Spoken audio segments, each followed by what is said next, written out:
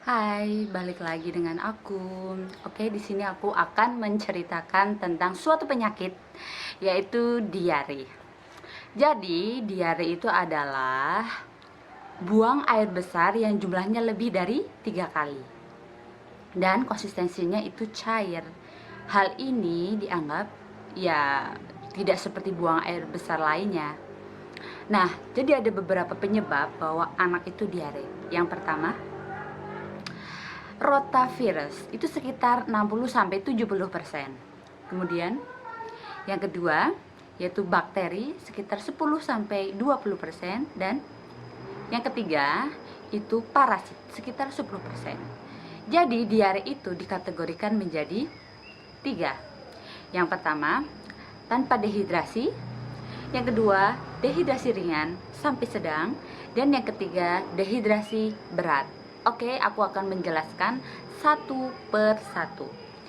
Satu, diare tanpa hidrasi. Jadi konsistensinya lebih dari 3 kali, cair, tetapi dia tidak ada tanda-tanda dehidrasi.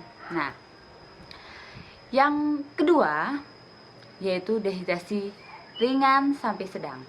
Dia sudah ada tanda dehidrasi seperti matanya cowong, kemudian bibirnya kering, kemudian ada ini loh, elastis kulit itu sudah mulai menurun.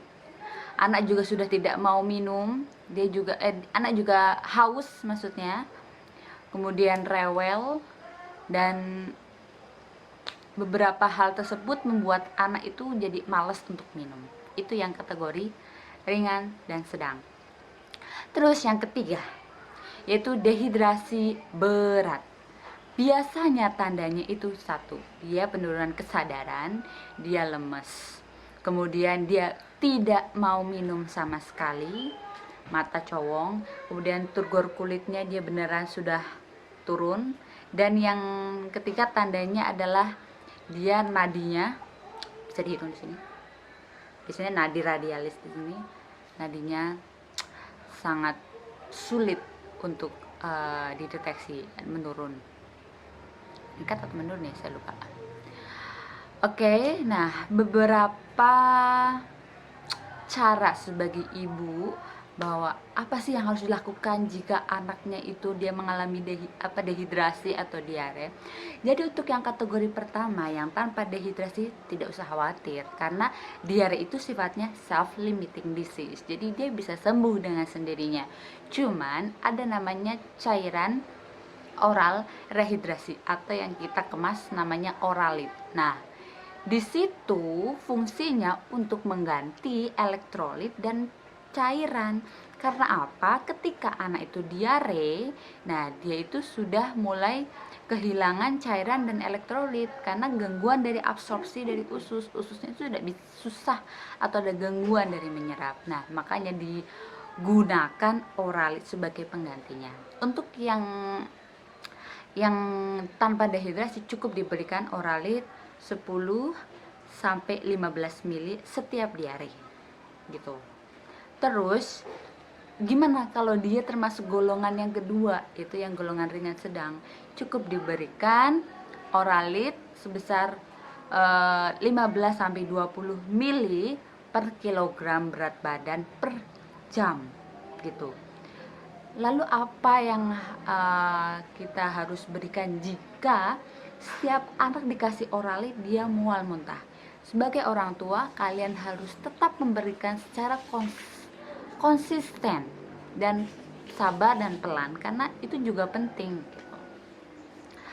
Untuk ASI tetap diberikan, air susu ibu tetap diberikan. Lalu gimana dengan susu formula? Jadi ketika anak itu setelah diberikan susu formula dia ternyata diare semakin memberat, justru harus di stop ya, karena ada susu formula yang istilahnya intoleransi gitu, bisa menyebabkan diare. Biasanya berlangsung selama 1 minggu. Tapi jika tidak ada kendala, tidak ada gejala yang semakin memberat, susu formula tetap diberikan gitu. Tidak ada pantangan untuk makanan dan minuman, berikan saja seperti biasanya. Kemudian gimana dengan antibiotik? Antibiotik itu diberikan jika ada infeksi Tapi sebenarnya tidak perlu, karena dengan pemberian antibiotik dia akan menyebabkan disregulasi mukosa usus, akan memperberat. Jadi mungkin dari dokter anak atau pertimbangan dokter perlu memberikan antibiotik jika memang diperlukan atau secara selektif, tidak semuanya diberikan. Oke, jadi ada beberapa tips buat ibu-ibu semuanya jika anaknya mengalami diare. Pertama, berikan Oralit, yaitu kalau dia tanpa dehidrasi 10-15 ml setiap diare. Kemudian yang kedua, jika dia dehidrasi yang sedang sampai berat, diberikan Oralit 15-20 ml per kilogram berat badan per jam. Terus yang kedua, berikan zinc selama 10 hari. Kemudian tetap memberikan ASI atau makanan dan minuman yang diperlukan. Kemudian jika dengan kategori yang berat, yaitu yang sampai penurunan kesadaran, perlu memberikan rehidrasi secara ya mungkin rawat inap ya, dengan infus ya, karena yang kategori berat itu juga yang sangat perlu kita waspadai. Gitu aja. Jadi buat ibu-ibu, jika anaknya mengalami diare, sebenarnya bisa diberikan dengan Oralit di rumah, tetap perlu dievaluasi. Tapi jika sudah mulai dehidrasi yang sedang berat gitu, perlu konsultasi ke dokter. Itu aja, semoga bermanfaat. Dah.